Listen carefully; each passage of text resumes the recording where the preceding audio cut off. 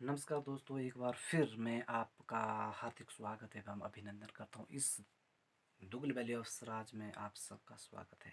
तो दोस्तों, हम ज़्यादा ना टाइम वेस्ट करते हुए सबसे पहले हम आपसे गुजारिश करते हैं कि फिर भी हमारी वही गुजारिश रहती है कि आप नए सब्सक्राइबर अगर नए यूज़र है तो प्लीज़ करके मेरे इस यूट्यूब चैनल को subscribe, like, comment and share ज़रूर करिएगा।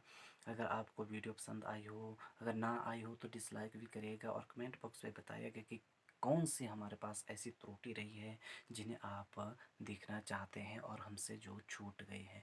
तो हम आज का वीडियो स्टार्ट करते हैं पार्ट 6 में हम कुछ एक प्रश्न लेकर के आए हैं। 2-4 मिनट का शायद बनेगा, तो हम उसमें कुछ एक प्रश्न लेकर के आए हैं। जैसे शेख कुतुबन जो शेख कुतुबन का जन्म कब हुआ माना जाता है? वो 1515 ईस्वी में माना जाता है। शेख कुतुबन किसके शिष्य थे? वो हमारे पास शेख बुरहान के जो शिष्य थे।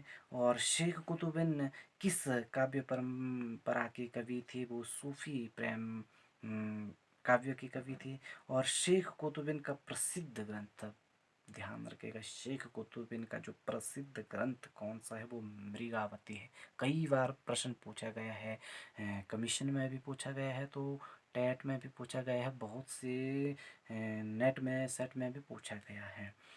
तो नेक्स्ट प्रश्न रहता है कि मृगावती ग्रंथ की जो भाषा क्या थी? मृगावती जो ग्रंथ की जो भाषा थी वो अवधी भाषा थी।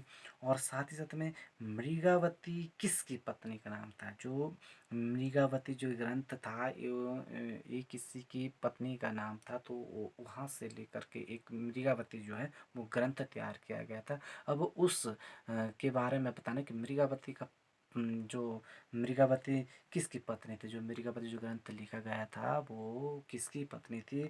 वो हम बताते हैं आपको कि मृगावती जो पत्नी थी वो थी कोशावी नरेश उदयन की जो पत्नी का नाम था मृगावती। तो नेक्स्ट है, पद्मावत रचना के कौन रचनाकार है? इससे तो आप भली भांति परिचित होंगे कि जो पद्मावत है बहुत ही महान बड़ा काव्य है, बहुत चर्चित काव्य भी है। और कई बार कमीशन में भी पूछा गया है, टेट में भी पूछा गया है, हर एक कमीशन में कहीं ना कहीं पूछा गया है ज़रूर इसको कि पद्मावत रचना जो है वो इसके रचनाकार कौन है? हम इससे कोई भी मतलब अपरिचित नहीं होंगे, ऐसा मुझे मालूम है। इसका जो आंसर है वो मलिक मोहम्मद जायसी है। तो मलिक मोहम्मद जायसी ने पद्मावत लिखा है, इसके रचनाकार हैं। और पद्मावत दोहे और चौपाई छंद में लिखा गया है। महाकाव्यों की जो भाषा थी, जो पद्मावत है दोहे और चौपाई छंद में लिखा गया था, पर इसकी जो भाषा जो थी वो कौन सी थी? इसकी भाषा अवधी भाषा रही है। अवधी भाषा में इनको लिखा गया है, दोहे चौपाई और छंद में जो है वो हमारे पास अवधी भाषा में। और साथ साथ में हमारे पास पद्मावत में महाकाव्य के दोहों की संख्या, जो पद्मावत में है जो महाकाव्यों की जो संख्या है वो कितनी थी? वो थे 653, यानी कि 653, यानी कि 653 थी। तो नेक्स्ट प्रश्न रहता है हमारे पास, मलिक मोहम्मद जायसी का जन्म कब हुआ था? मलिक मोहम्मद जायसी का जन्म 1467 ईस्वी में हुआ था, उत्तर प्रदेश में हुआ था। और उत्तर प्रदेश में हुआ था, ये जायस नाम जो स्थान था वहाँ पर इनका जन्म हुआ था। और साथ साथ में जयसी की भाषा कौन सी रही है? जयसी की भाषा कौन सी रही है? अवधी भाषा रही है जयसी की जो भाषा है।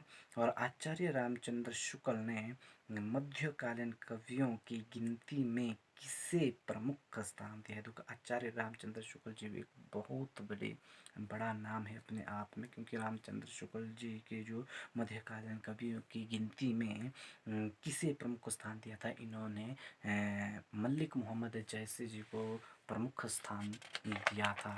और नेक्स्ट प्रश्न रहता है हमारे पास, मध्यकाल की मध्यकाल को और किस नाम से जाना जाता है? मध्यकाल, ध्यान रखिएगा, कई बार कन्फ्यूज़ होता है, मैं भी बहुत बार कन्फ्यूज़ हुआ था कि मध्यकाल और स्वर्णकाल क्या है और भक्ति काल क्या है?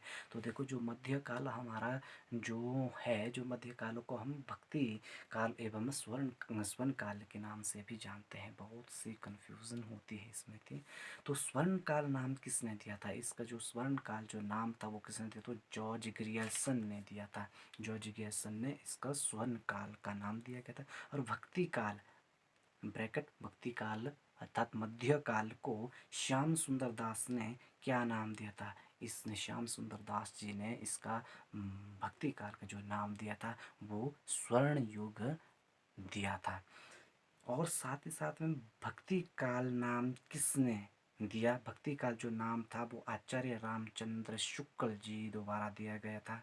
और हजारी प्रसाद द्विवेदी ने भक्ति काल यानी कि मध्यकाल को क्या नाम दिया गया था? उन्होंने लोक जागरण नाम भी दिया गया था। तो दोस्तों, आज के लिए इतने ही प्रश्न थे। अब हम कल एक और वीडियो के साथ मिलेंगे, कुछ और प्रश्न के साथ इसी विषय से संबंधित। अभी पूरा चैप्टर भी कंप्लीट नहीं हुआ, तो हम आपको इसी विषय की कुछ एक प्रश्न भी बताते जाएंगे और सब्जेक्ट से संबंधित भी हम बताते जाएंगे। तो दोस्तों, अंत में मैं सिर्फ यही गुजारिश करता हूँ कि मेरे इस यूट्यूब चैनल को सब्सक्राइब ज़रूर करिएगा, लाइक कमेंट और शेयर ज़रूर करिएगा। और साथ साथ में अगर आपको पसंद ना आए तो डिसलाइक भी करिएगा। हमें भी पता लगे कि कितने हमारे ऐसे दोस्त हैं जिन्हें हमारी वीडियो पसंद ना आ रही है, और हम उन दोस्तों को उस तरह की वीडियो प्रस्तुत करने की कोशिश करेंगे जिस तरह की वो देखना चाहते हैं। तो अब मुझे यानी कि अपने दोस्त दीपक दुबे को दीजिए इजाज़त। नमस्कार, शुभ दिन रहे आपका। धन्यवाद।